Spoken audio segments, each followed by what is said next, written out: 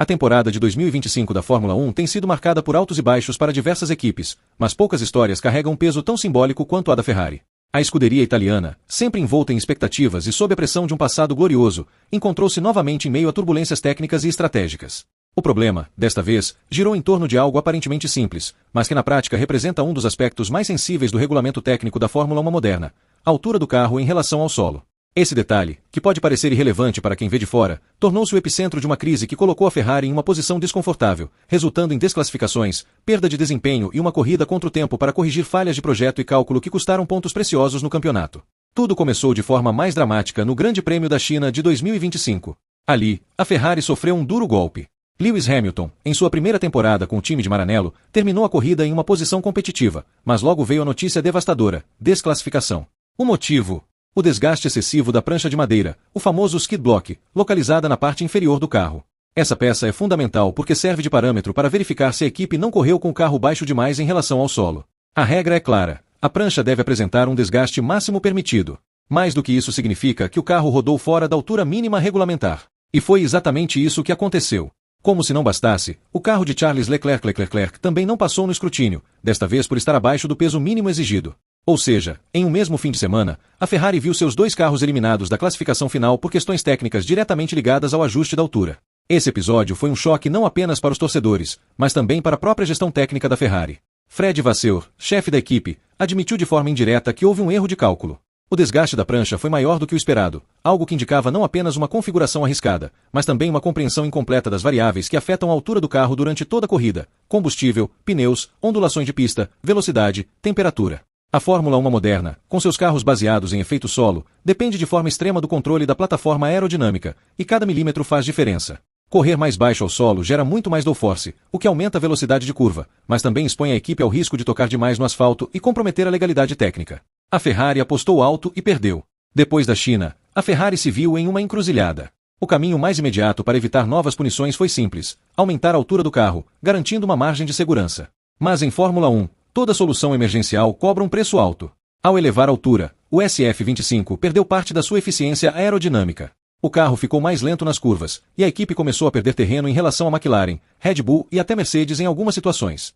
O que era para ser apenas um ajuste virou um problema estrutural. A obsessão em evitar novo desgaste irregular da prancha comprometeu a competitividade, e a Ferrari mergulhou em um dilema: correr baixo e rápido com risco de punição, ou correr alto, legal e lento. Nenhuma das opções era confortável.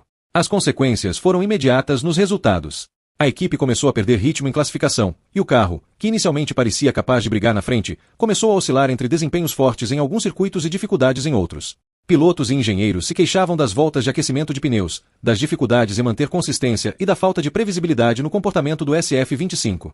Era como se o carro tivesse perdido a identidade. Vasseur chegou a declarar que um simples milímetro na altura do carro poderia significar posições no grid. Isso não é exagero. Em uma Fórmula 1 tão apertada, onde décimos de segundo definem uma corrida inteira, a Ferrari descobriu da pior forma que havia perdido o controle dessa variável fundamental. Para reagir, a escuderia preparou uma série de atualizações. A mais importante delas surgiu em Spa-Francorchamps, palco simbólico e desafiador da temporada. Ali, a Ferrari apresentou uma nova suspensão traseira, redesenhada para dar mais estabilidade ao carro em frenagens e acelerações, além de reduzir as oscilações da plataforma. O ponto de fixação do braço superior foi abaixado, alterando a geometria e permitindo um comportamento mais previsível.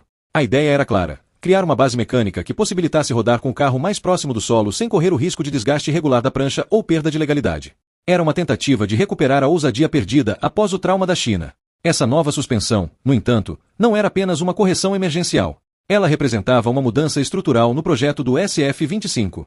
O carro já havia sido concebido com soluções ousadas, como a suspensão pull rod na dianteira e push rod na traseira, buscando otimizar o fluxo aerodinâmico e melhorar o desempenho do difusor. Mas o que parecia promissor se revelou incompleto quando o gerenciamento da altura não funcionou como esperado. A atualização de Spa era, portanto, um reconhecimento de que a Ferrari precisava reescrever parte da sua filosofia de design para 2025. Mais do que corrigir um detalhe, tratava-se de reequilibrar toda a plataforma do carro. Enquanto isso, dentro da equipe, o clima oscilava entre frustração e resiliência. Hamilton, veterano acostumado a vitórias e campeonatos, mostrava sinais de impaciência. Leclerc, por sua vez, mantinha esperança, mas deixava claro que o carro precisava de mais consistência. Ambos os pilotos, em declarações públicas, pediam mais estabilidade e previam que o verdadeiro potencial da Ferrari só seria desbloqueado quando o problema de Hyde-Aigt fosse totalmente resolvido. A torcida, como sempre, reagia com paixão. Muitos fãs lembravam que a Ferrari já havia enfrentado dilemas parecidos em outras eras, em que um detalhe técnico custava temporadas inteiras. Para eles, a altura do carro virou um novo símbolo das dificuldades crônicas de Maranello. Os engenheiros insistiam que a atualização da suspensão abriria uma nova fase. Com ela, a Ferrari poderia voltar a rodar mais baixo, extrair o máximo de downforce do SF25 e, ao mesmo tempo, manter-se dentro dos limites do regulamento. Mas, como sempre na Fórmula 1, teoria e prática nem sempre caminham lado a lado. As primeiras corridas após a mudança mostraram avanços tímidos, mas não a revolução imediata que os torcedores esperavam. O carro parecia melhor em algumas condições, mas ainda carecia de consistência. Era claro que a Ferrari estava no caminho certo, mas também que havia perdido tempo demais com ajustes de sobrevivência no início da temporada. O episódio da altura do carro não é apenas um detalhe técnico. Ele simboliza algo maior dentro da Ferrari, a luta constante entre ousadia e cautela. A equipe que, no passado, dominou a Fórmula 1 com inovações ousadas, hoje parece temerosa diante da possibilidade de errar. A desclassificação na China foi mais do que uma derrota esportiva, foi um trauma psicológico. Desde então, cada decisão técnica passou a carregar o peso da dúvida. E na Fórmula 1, onde a confiança é tão importante quanto a velocidade, essa hesitação pode custar caro. Conforme a temporada avança, a Ferrari continua tentando recuperar o tempo perdido. A suspensão de Spa é apenas uma das peças do quebra-cabeça. Outras atualizações aerodinâmicas e mecânicas já estão no pipeline, todas com o mesmo objetivo: permitir que o carro volte a correr baixo, agressivo e rápido, sem medo de punições. Mas o desafio é grande.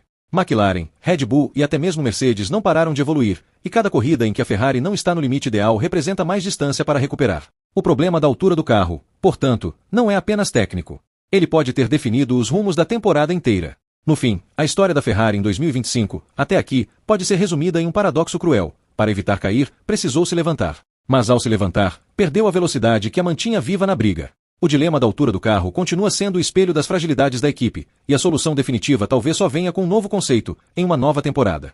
Enquanto isso, os torcedores seguem esperando pelo dia em que a Ferrari voltará a ser aquela que não teme arriscar, mesmo que isso signifique andar no limite milimétrico entre a glória e a desclassificação.